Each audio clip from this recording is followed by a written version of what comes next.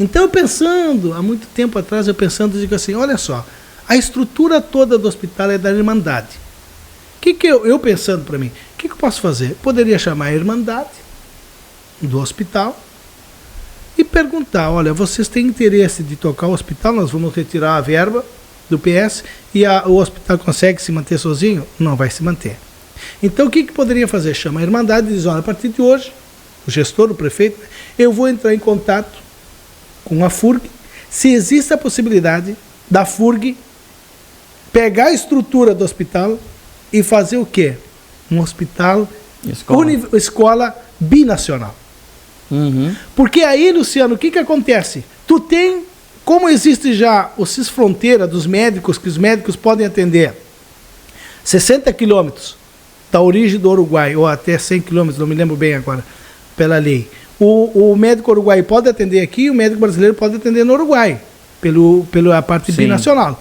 Na faixa de fronteira. Da faixa de fronteira. Acho que é 50 quilômetros. Tá, então o que acontece? Tu ia ter hoje em Santa Vitória, se a FURG quisesse fazer um campus aqui, tu ia ter traumatologista, cardiologista, enfermagem, Sim. O que tu ia ter de médico em Santa Vitória? A área da saúde toda. Cara, tu ia bombar Santa Vitória.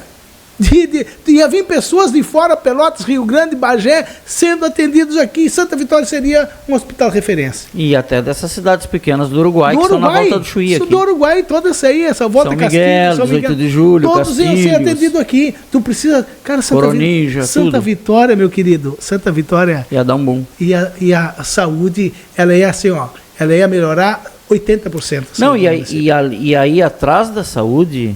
porque acabaria vindo muitas pessoas para cá, né, se esse projeto desse certo, e aí atrás da saúde ia bombar o restaurante, porque as pessoas iam ter que comer em algum lugar, hotel, porque muitas pessoas, né, aluguel daqui a pouco, sim, aluguel pensando nos trabalhadores do hospital, claro. Mas eu digo pensando nos pacientes. Sim. Né, se a pessoa fosse internar aqui, ia vir um parente dela aqui, ia ter que comprar comida em algum lugar.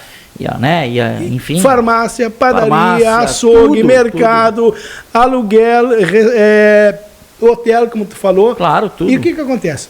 O cara que vem lá da Bahia, lá, o pai vai fazer o quê? Não, se não tiver um lugar para o filho ficar na faculdade, eu vou pagar um aluguel. Então ele vai alugar a casa para o filho.